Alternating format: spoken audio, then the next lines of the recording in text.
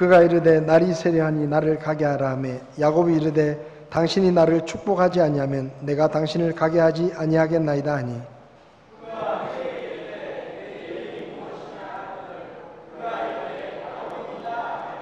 그가 이르되 내 이름을 다시는 야곱이라 하지 아니하고 이스라엘이라 하리니 이는 내가 통치자로서 하나님과 견주며 사람들과 견줄 능력이 있어 이겼기 때문이니라 하니라.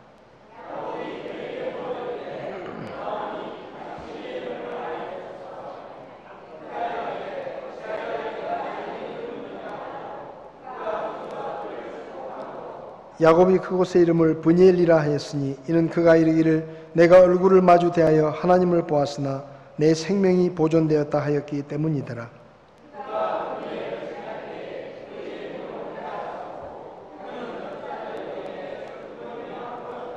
그가 오그라든 힘줄에 붙은 야곱의 넓적다리의 우묵한 곳에 손을 대었으므로 그런 까닭에 이스라엘 자손이 이날까지 넓적다리의 우묵한 곳에 있는 오그라든 힘줄을 먹지 아니하느니라. 아멘. 서신실 잠깐 기도하겠습니다. 살아계셔서 말씀하시는 하나님, 이 시간 하나님의 말씀을 함께 나눌 때 주의 성령님께서 우리 가운데 말씀하시고 우리가 들은 그 말씀을 하나님의 말씀으로 믿게 하시며 순종할 수 있도록 저희들을 도우시기를 기도합니다. 오늘 말씀을 통해 구원받을 영을 쓰면 구원받게 하시고 믿음 안에 위로가 필요한 자들 위로를 얻을 수 있도록 하나님께서 도와주시옵소서. 부족한 종을 주님께서 써주시기 원하며 예수님의 이름으로 기도했습니다. 아멘. 자리에 앉으시기 바랍니다. 성지 탐방을 다녀와서 성지 탐방을 했을 때 다녔던 곳에 대한 말씀들을 함께 나누고 있습니다. 오늘은 야곱의 이야기를 좀 해보려고 합니다. 여러분은 야곱 하는 사람의 이름을 들으면 뭐가 생각나십니까? 야곱 이러면 보통 사람들은 성경에 담고 싶은 사람들 이야기해 보십시오. 그렇게 말하면 야곱을 담고 싶다고 말하는 사람 한 명도 없습니다.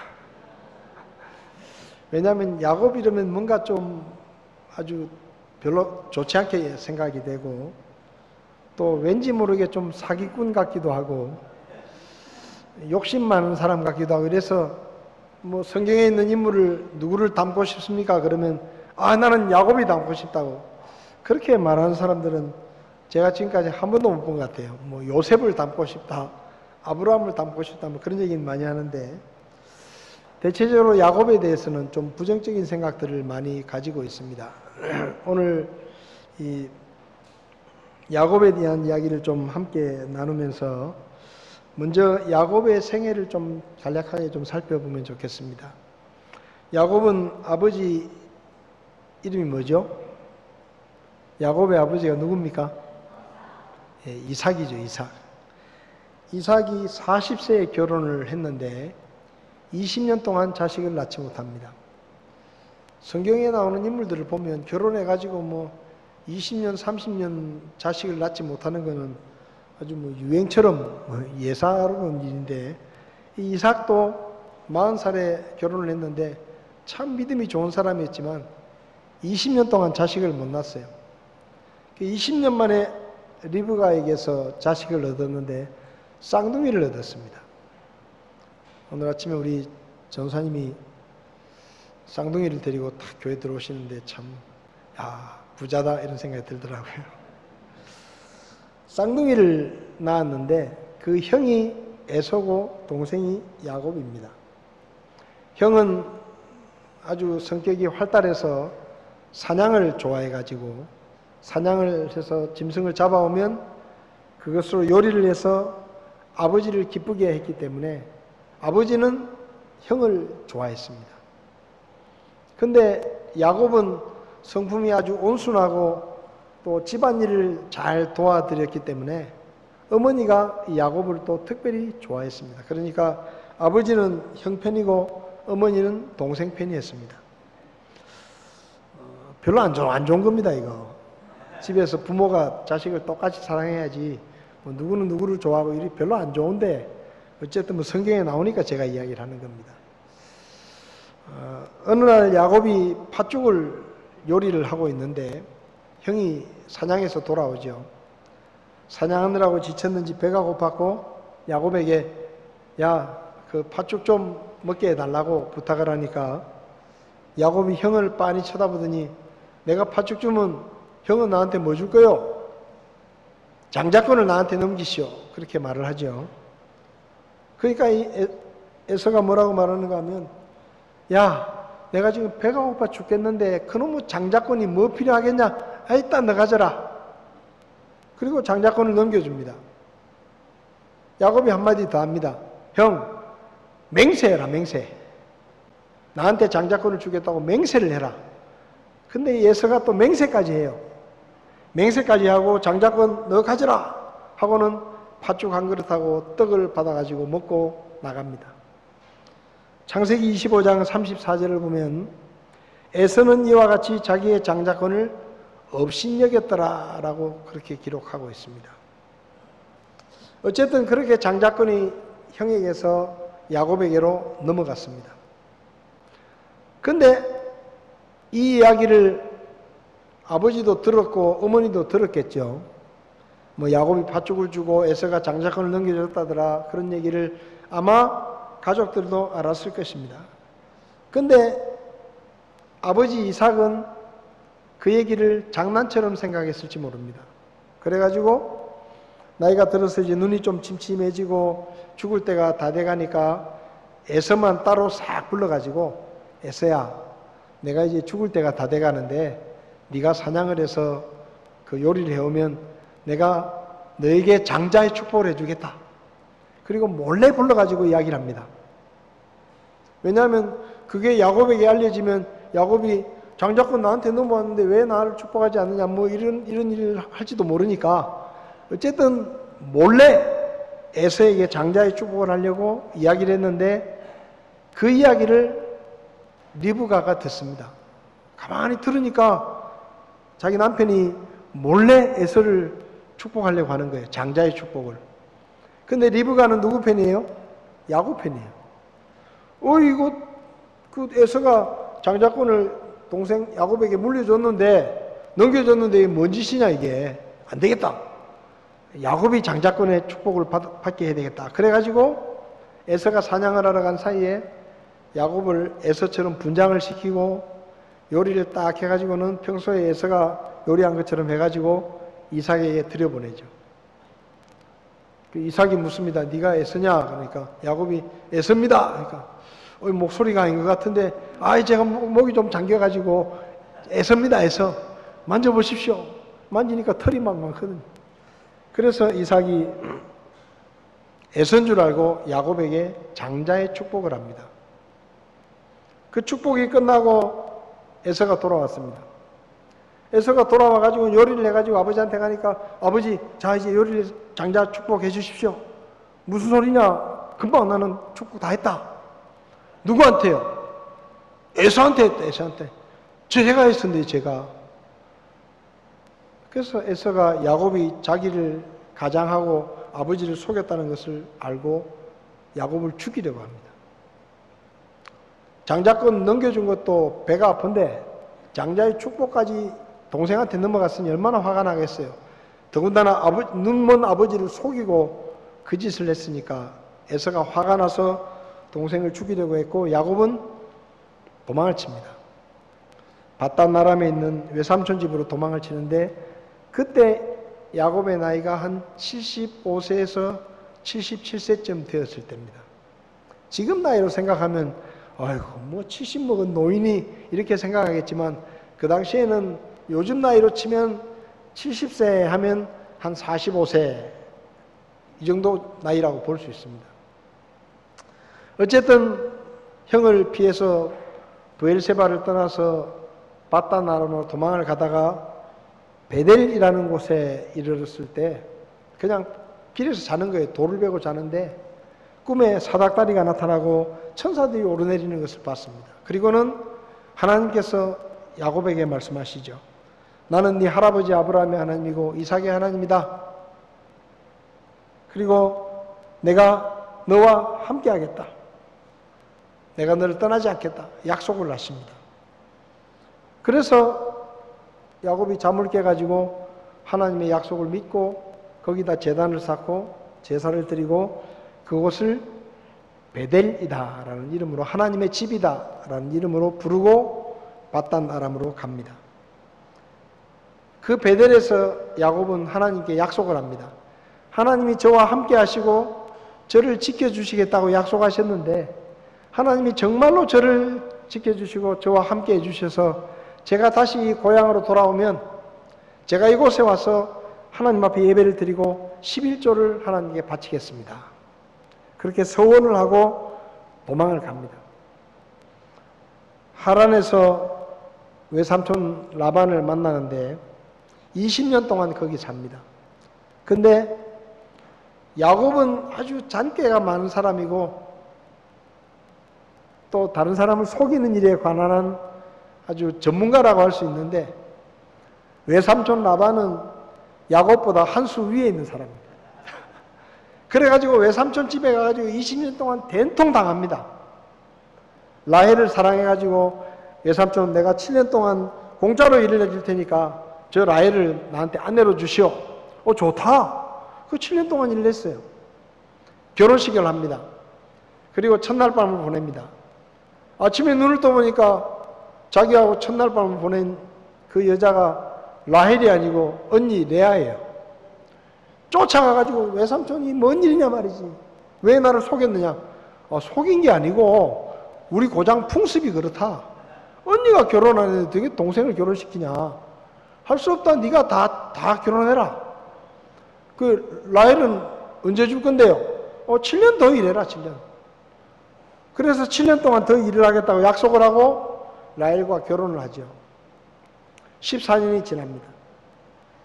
그리고도 6년을 일을 하는데 20년 동안 있으면서 이 외삼촌이 잔머리를 굴려가지고 야곱을 이렇게 속이고 저렇게 속이고 해가지고는 10번이나 속여가지고 품삯을 하나도 안 주고 야곱은 97세가 될 때까지 20년 동안 외삼촌 집에서 돈 한 푼 받지 못하고 일을 합니다. 그리고 2 딸을 아내로 얻고 자식을 낳고 11명의 아들과 딸 하나를 낳고 2 딸의 몸종까지 4명의 아내를 낳습니다.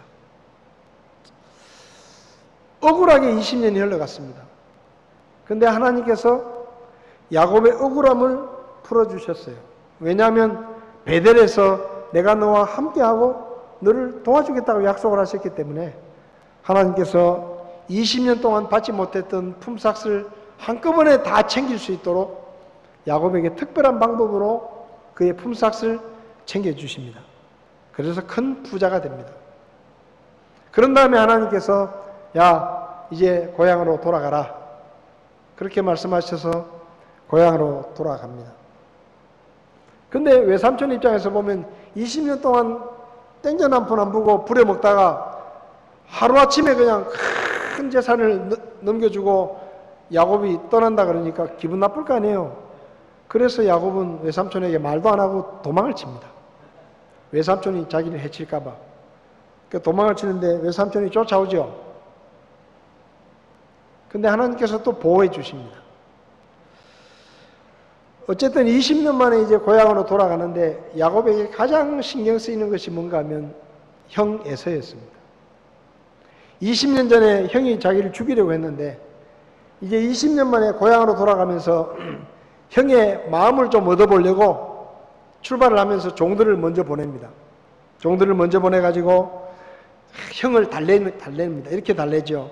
당신의 종인 제가 외삼촌 집에 와서 이만저만하게 부자가 됐습니다.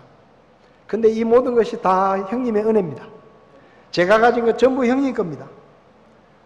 그러니 형님 마음을 푸시고 20년 전에 있었던 일 좀 풉시다 하고 이제 사람을 보냈는데 마침 야곱 일행이 야복강가에 가까이 왔을 때 그 에돔의 형에게 보냈던 종들이 돌아옵니다. 돌아와가지고는 이렇게 얘기를 하죠. 주인님, 제가 주인님의 형님을 만났는데 그 형님이 주인님 소식을 듣고 지금 400명을 데리고 주인님을 만나러 오고 있습니다. 그 400명이 그냥 군인입니다. 군인, 사병들입니다. 그러니까 야곱이 가슴이 철렁 내려앉는 거예요. 야, 형이 20년 전의 일을 잊지 못하고 나한테 복수를 하려고 400명이나 되는 군인들을 데리고 나를 찾으러 오는구나. 그 얘기를 듣고는 야곱이 그냥 가슴이 철렁 내려앉았습니다. 그래서 하나님께 기도를 하죠. 하나님, 제 형이 저를 죽이러 오는데 저를 좀 살려주십시오. 하나님이 안 도와주시면 저도 죽고 제 아내들도 죽고 아이들도 다 죽습니다. 도와주십시오. 그러니까 하나님께서 내가 반드시 너에게 선을 베풀고 너를 도와주겠다. 그렇게 말씀하셨어요. 자, 그렇게 말씀하셨으면 어찌해야 됩니까? 야곱이 마음을 놓고 하나님께 맡기고 믿음으로 살아야 되는데 그렇지 못해요. 야곱은 여전히 불안하고 여전히 두렵습니다. 그래서 그 잔머리를 또 굴리기 시작합니다. 야, 이거 내가 가만히 앉아 당하면 안 되겠지. 내 재산을 두 팀으로 나눠가지고 한 팀을 먼저 보내고 한참 있다가 또 한 팀을 보내면 혹시 형이 오다가 한 팀을 치더라도 나머지 팀은 내가 좀 챙길 수 있지 않겠냐. 그래서 재산을 둘로 딱 나눕니다. 그리고는 먼저 강을 건너보냅니다. 한참 있다가 두 번째 때를 보내고 그 재산, 그 가축과 종들이 한참 떠난 다음에 밤에 이제 자기 아내들과 아이들을 강을 건너보냅니다. 여차하면 챙기겠다 이 말이죠. 그렇게 다 떠나보내놓고 오늘 24절을 보면 야곱이 홀로 남았다. 홀로 남았다. 가축도 보내고 종들도 보내고 이제 밤에 아내들과 11아들과 딸 하나 12남매를 다 강을 건네 보내놓고 혼자 남았어요. 혼자. 여전히 두렵고 여전히 불안했습니다. 낙심이 됐습니다. 근데 그때 어떤 남자가 날이 새도록 그와 씨름했다고 성경은 말합니다. 우리 성경에는 그냥 어떤 남자가 날이 새도록 그와 씨름했다 이렇게 번역을 했지만 세번역 성경을 보면 뒤에 홀로 남았는데 어떤 이가 나타나 야곱을 붙잡고 동이 들 때까지 씨름했다 이렇게 번역을 했고 쉬운 성경에서는 그리고 자신은 홀로 뒤에 남았습니다. 어떤 사람이 와서 밤새도록 야곱과 씨름을 했다 이렇게 번역을 했습니다. 어떤 이가 나타나 어떤 이가 와서 이 말은 여기 지금 창세기 32장에 기록된 이 야복 강가의 사건이 야곱이 하나님을 찾았기 때문이 아니라 하나님께서 야곱을 찾아와 주셨기 때문에 그리고 야곱과 함께 밤이 새도록 씨름을 해 주셨기 때문에 이 사건이 일어났다라는 것을 우리에게 보여주는 것입니다. 야곱이 혼자 있을 때 하나님이 찾아오셨습니다. 그리고 야곱과 밤새도록 씨름을 해주셨고 밤이 지ser 때쯤에 그 씨름이 끝났습니다. 야곱이 혼자 남았을 때 하나님이 왜 그를 찾아오셨을까요? 그건 약속을 지키기 위해서였습니다. 내가 너와 함께하겠다. 네가 가는 모든 곳에서 내가 함께하겠다라고 창세기 28장에 베델에서 하나님이 약속하셨는데 그 약속을 지키시기 위해서 혼자 있는 야곱을 찾아오신 것입니다. 가족들이 다 떠나고 자식들까지 다 떠나보내고 혼자서 두려움과 불안 가운데 있는 야곱을 하나님이 야곱이 찾기 전에 하나님이 먼저 찾아오시고 먼저 씨름을 하게 하시고 그리고 밤새도록 하나님이 야곱을 못 이겨서 밤새도록 같이 붙어서 씨름을 한 게 아니고 하나님이 일부러 그렇게 하신 거예요. 그래서 야곱과 함께 계신 하나님을 야곱이 실제적으로 느끼게 하신 겁니다.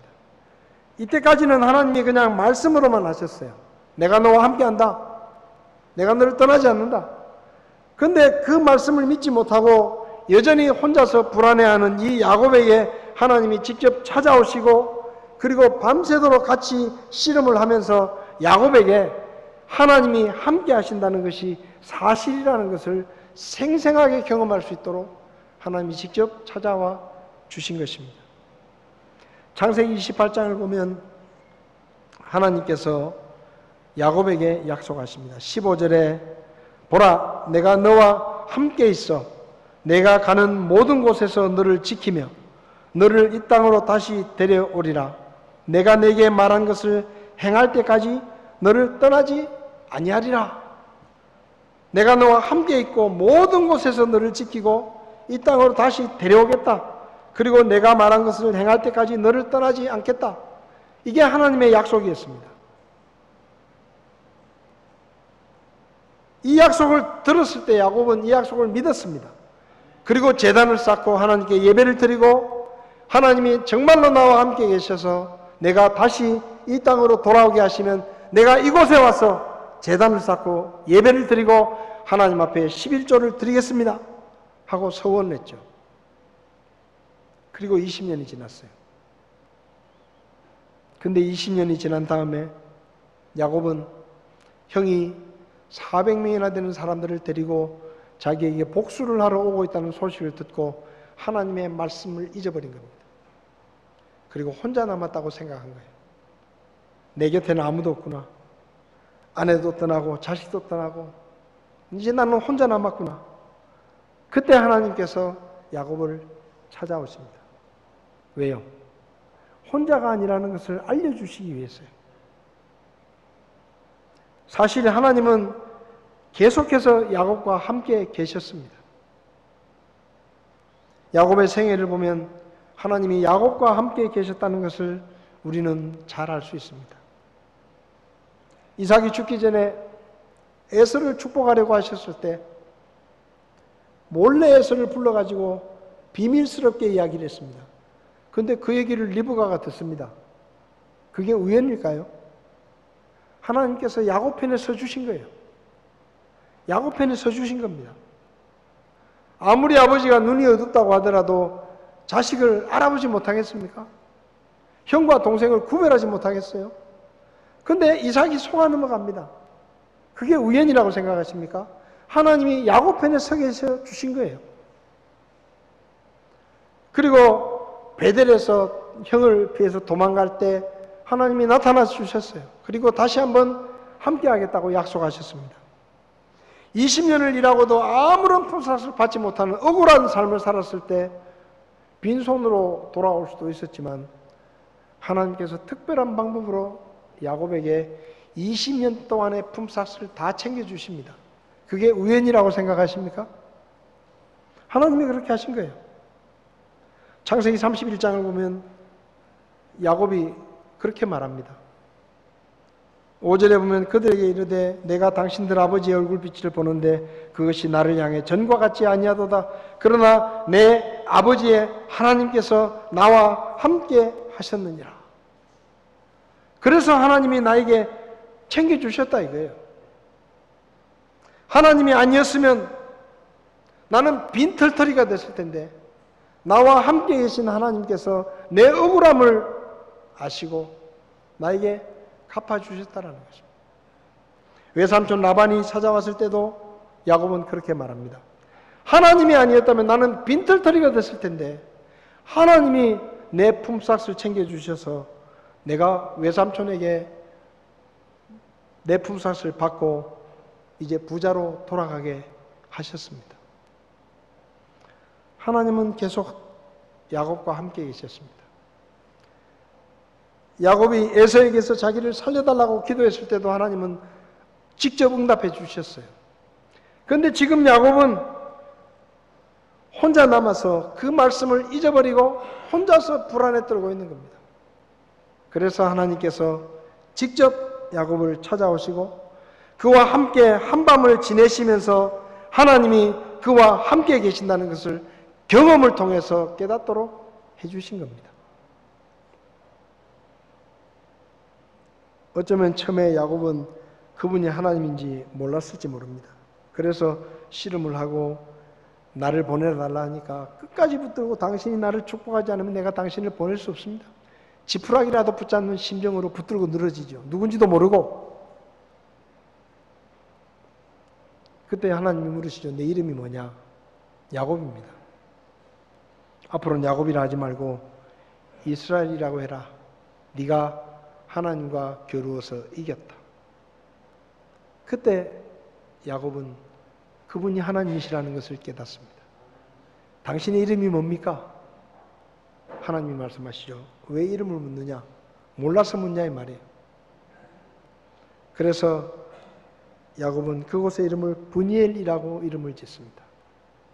하나님과 겨루어 이겼다. 여러분, 야곱이 힘이 세서 하나님을 밤새도록 붙들고 하나님과 씨름해서 이겼을까요? 아닙니다. 하나님이 그렇게 해주신 거예요. 말씀만 듣고 하나님이 함께 계신다는 것을 믿지 못하는 야곱에게 하나님께서 한밤 내내 함께 계시고 그와 씨름하면서 그에게 함께 계시는 하나님을 생생하게 확신할 수 있도록 그런 경험을 하도록 하나님이 찾아와 주신 겁니다. 야곱이 이긴 것이 아니라 하나님이 져주신 겁니다. 여러분, 우리에게도 야곱처럼 야복강가에 홀로 남겨진 것 같은 그런 시간들이 우리에게도 있습니다. 제가 평생 처음 병원에 입원을 했습니다. 한 번도 입원한 적이 없었거든요. 모든 게 다 낯설죠. 가자마자 주사를 막 꽂고 링거를 채우고 그리고 환자복을 입고 그리고 보호자가 24시간 있어야 되는 병실에 나는 멀쩡한데 보호자가 필요 없을 것 같은데 꼭 보호자가 있어야 된다는 그런 규칙이 있어서 그 병실에 일주일 동안 누워있으면서 정말 지겹더라고요. 하루가 한 달쯤 되는 것 같아요. 사실은 이 설교는 제가 병원에 입원한 바로 그 주간 주일날 설교 제목이었습니다. 제가 병원에서 계속 이 말씀을 묵상했습니다. 제가 병원에서 이런 생각을 했습니다. 만약에 계속 생각이 나더라고요. 만약에 내가 휴가 중에 운전을 할 때 만약에 더 심한 증상이 왔더라면 부터 시작해가지고 만약에 내가 말이 좀 어눌해지고 손이 좀 불편할 때 내가 그게 뇌와 관련된 그런 증상이라는 것을 몰랐다고 하면 빨리 병원에 가시라고 이야기를 했을 때 내일 주일인데 설교는 누가 하냐고 걱정이 돼가지고 하룻밤을 자고 주일을 지나고 병원에 갔더라고 하면 또 내가 병원에 갔을 때 나를 진찰한 제가 병원에 딱 갔을 때요 당직 의사가 원장님이었습니다. 그 병원 원장이었어요. 내가 병원에 갔을 때 만약에 인턴이나 레지던트 같은 그런 의사가 있어서 내 증상을 잘 못 알아봤더라고 하면 또 내가 병원에 가서 만약에 MRI를 찍는데 1시간, 2시간 더 기다렸다고 하면 뭐 여러 가지 생각들이 많이 났습니다. 그 만약이란 말, 수많은 말 중에 하나만 잘못되면 훨씬 지금보다 더 심각해질 수 있는 거예요. 근데 하나님께서 함께 하셨구나. 그걸 제가 느꼈습니다. 참 하나님께서 함께 하셨구나. 어떤 분들은 저를 보고 기적이라고 이야기하시는데 저는 여러분들이 더 큰 기적입니다. 병원에 안 가신 게 기적이에요. 저처럼 병원 갔다가 빨리 나오는 게 기적이지만 저 같은 병을 안 걸리는 게 기적입니다. 여러분은 저보다 더 큰 기적을 경험하셨으니까 저보다 더 하나님 앞에 더 많이 감사하셔야 돼요. 하나님은 그런 분이십니다. 우리를 홀로 두지 않으십니다. 때때로 우리가 어려움을 당하고 아무에게도 말할 수 없는 고통 가운데서 혼자서 그저 하나님 앞에 단식밖에 하지 못하는 그 시간에 하나님은 거기에 함께 계십니다. 야복 강변에서 야곱처럼 우리의 삶 속에서도 아무에게도 말할 수 없는 그 괴로움과 고통을 가지고 혼자서 하나님 앞에 엎드려서 하나님은 어디 계십니까? 제 기도를 듣기는 들으십니까? 제가 지금 이렇게 오랫동안 기도하고 있는데 왜 제 기도에 응답하지 않으십니까? 왜 하나님 저 사람은 달라지지 않습니까? 왜 제 형편은 이렇게 달라지지 않습니까? 하고 우리가 하나님 앞에서 마치 혼자 남아있는 것처럼 두려워하고 낙심할 때, 그때 우리가 기억해야 되는 게 바로 이 야곱의 하나님이십니다. 홀로 있는 야곱을 찾아오시고 그 약속을 신실하게 지키시고 끝까지 야곱과 함께 하시는 그 하나님. 나중에 하나님께서 에서의 마음을 바꿔놓으시죠. 그리고 20년 만에 형제가 끌어안고 눈물을 흘리며 이상가족의 상봉을 합니다. 원수가 복수를 하러 출발했던 형이 하나님께서 그 마음을 바꾸시니까 동생을 불쌍히 여기는 마음이 생기게 하시고 형제가 칼을 맞대야 될 그 자리에서 서로 끌어안고 눈물을 흘리며 형제의 정을 나누게 하십니다. 하나님이 하신 거예요. 하나님이 하신 거예요. 하나님은 우리에게도 동일한 약속을 하셨습니다. 때로 우리가 야곱처럼 혼자 있다고 생각될 때, 아무도 내 사정을 알아주지 않고 누구에게도 내 고통을 말할 수 없다고 생각하는 그 시간에 우리는 하나님의 약속을 기억해야 합니다. 이사야 41장 10절 말씀을 다 찾아보시겠습니다. 이사야 41장 10절 말씀, 성경을 열고 다음 찾아보십시오. 다 찾아서 같이 읽겠습니다. 이사야 41장 10절. 이 말씀은 하나님께서 이스라엘을 야곱이라고 부르시면서 하신 말씀입니다. 41장 10절 같이 한번 읽어보겠습니다. 너는 두려워하지 말라. 내가 너와 함께 하느니라. 놀라지 말라. 나는 내 하나님이니라. 내가 너를 강하게 하리라. 참으로 내가 너를 도와주리라.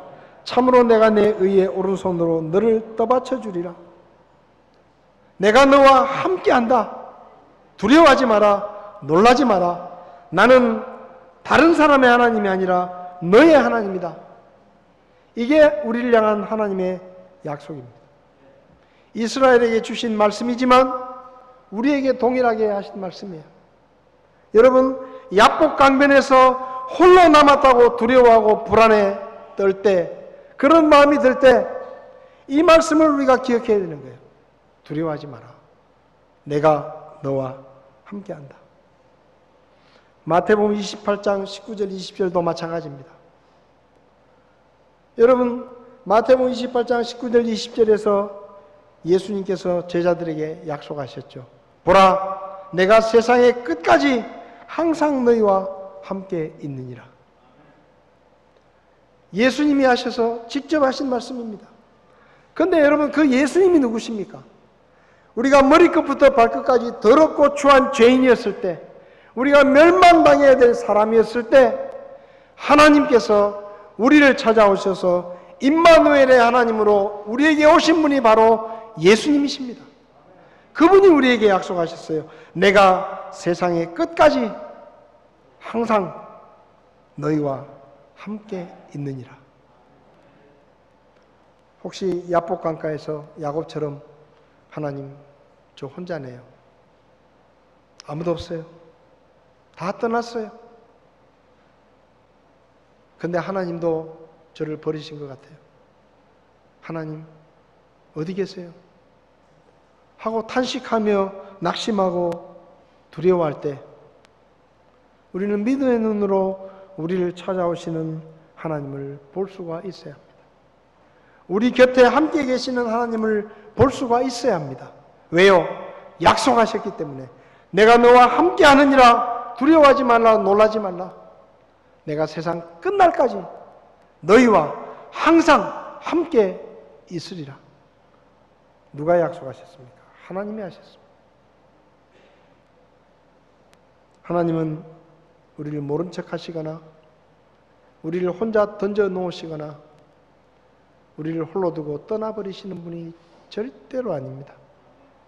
그분은 지금 여기에 나와 함께 계시는 하나님이십니다. 모두가 등을 돌리고 모두가 나를 버리고 모두가 나를 떠나가도 살아계신 하나님은 지금 여기에 나와 함께 계십니다. 모래 위의 발자국이라는 글을 다 들어보셨을 것입니다. 제가 한번 읽어볼 테니까 눈을 감고 한번 들어보시기 바랍니다. 어느 날 밤 나는 꿈을 꾸었네. 꿈속에서 나는 주님과 함께 해변가를 걷고 있었네. 모래 위에는 두 사람의 발자국이 보였네. 하나는 주님의 것, 또 하나는 나의 것. 그런데 내 인생의 뒤를 돌아보았을 때 군데군데 한 사람의 발자국밖에 없는 것을 보고 나는 이상하게 생각했네. 생각해보니 그때는 내가 가장 아플 때였고 내가 제일 견디기 어려울 때였고 가장 비참하고 슬플 때였었네.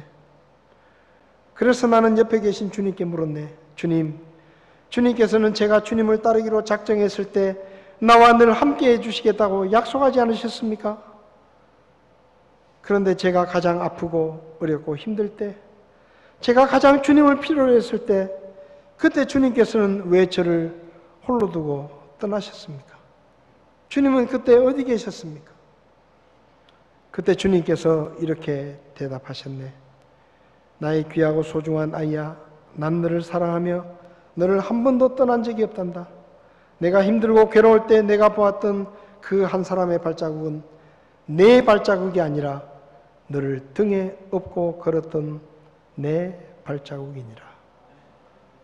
다 눈을 감으시고 피아노 반주에 나오셔서 나의 등 뒤에서 반주해 주시면 좋겠습니다. 여러분, 하나님은 우리가 힘들고 지치고 괴롭고 아프고 고통스러울 때, 두려워할 때, 낙심할 때 우리를 등에 업고 건너신 망정 우리를 홀로 버려두시는 분은 절대로 아닙니다. 하나님의 동행을 의심하지 마십시오. 하나님의 약속을 의심하지 마십시오.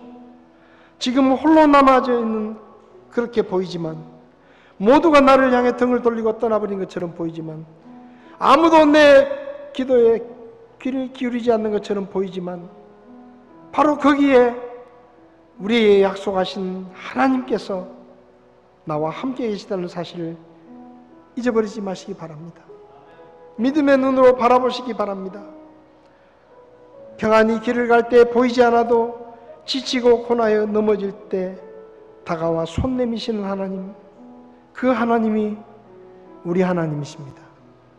우리의 등 뒤에서 우리를 밀어주시고 우리 앞에서 우리를 끌어주시고 용기를 내라, 힘을 내라, 두려워하지 말라, 놀라지 말라, 내가 너와 함께 영원히 함께 한다고 하나님께서 우리에게 말씀하십니다. 오늘 여러분의 삶이 혹시 야복강가에 와 있는 것 같은 그런 두려움과 외로움과 낙심 가운데 있지는 않으십니까? 여러분과 함께 계시는 하나님을 바라보시기 바랍니다. 혹시 여러분의 눈에 지금 왜 한 사람의 발자국밖에 없느냐고, 나는 힘들고 나는 외롭고 나는 지치고 나는 피곤하고 나는 아프고 나는 두렵고 괴로운데 왜 내 발자국밖에 없느냐고 혹시 하나님 앞에 불평하고 있지는 않습니까? 그 발자국은 여러분의 발자국이 아닙니다. 여러분을 등에 업고 걷고 계시는 하나님의 발자국입니다. 믿음의 눈으로 그분을 바라보실 수 있기를 바랍니다. 우리 시간 가사를 생각하시면서 일어나 걸으라 우리 찬송하면서 우리와 함께 계시는 하나님을 다시 한번 우리 마음에 새겼으면 좋겠습니다.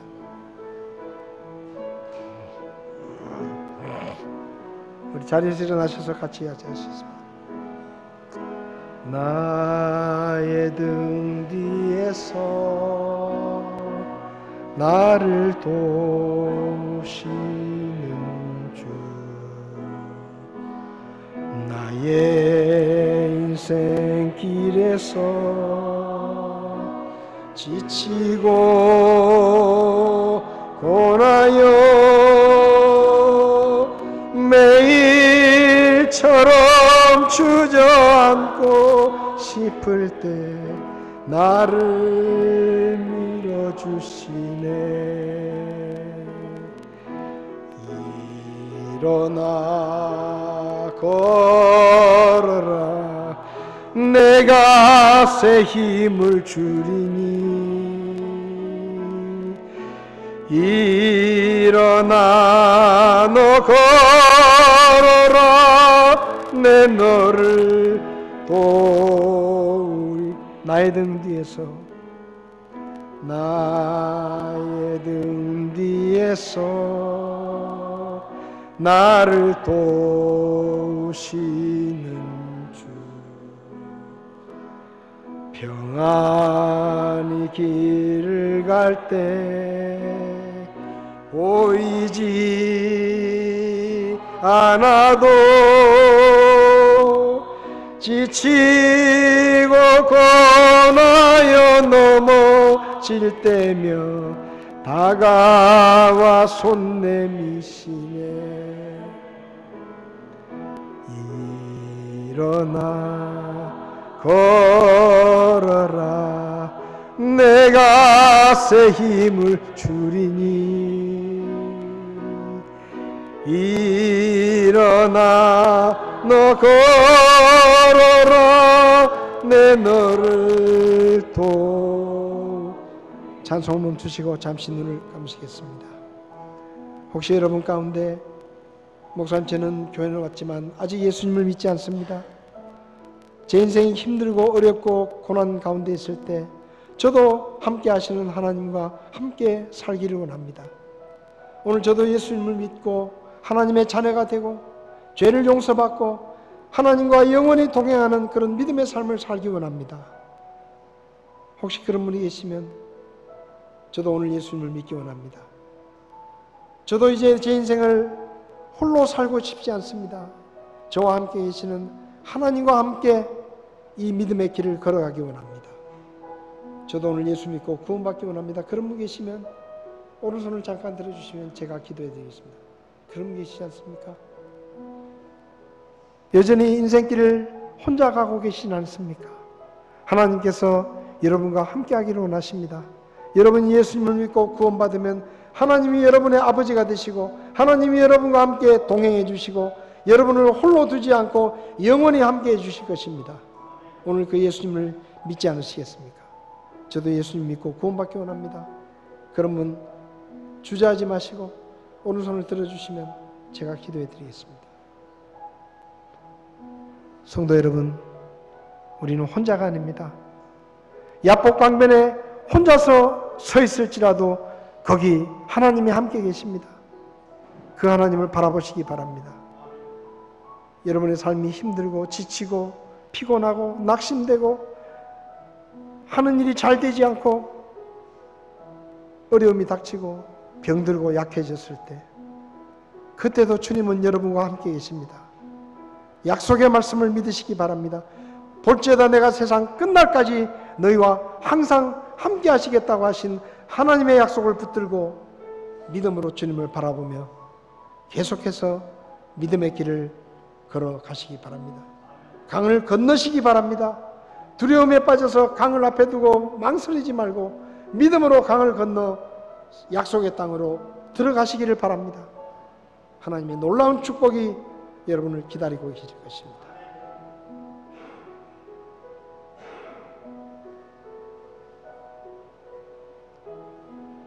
고마우신 주님, 우리와 세상 끝날까지 함께해 주시겠다고 약속해 주신 것을 감사합니다. 우리가 홀로 야복강변에서 두려워할 때, 낙심할 때, 지쳐 쓰러져 있을 때 주님께서 우리를 다가와 손 내미시는 그 하나님의 손을 믿음의 눈으로 바라보게 하시고 낙심하지 않고 두려움과 걱정을 벗어버리고 믿음으로 약속의 땅으로 들어갈 수 있도록 저희를 도와주시옵소서. 오늘도 우리와 함께 계시는 하나님을 믿음의 눈으로 바라볼 수 있도록 저희들을 도와주시옵소서. 영원히 우리를 떠나지 않고 함께 하시겠다는 그 약속에 감사드리며 귀하신 예수님의 이름으로 기도했습니다. 아멘.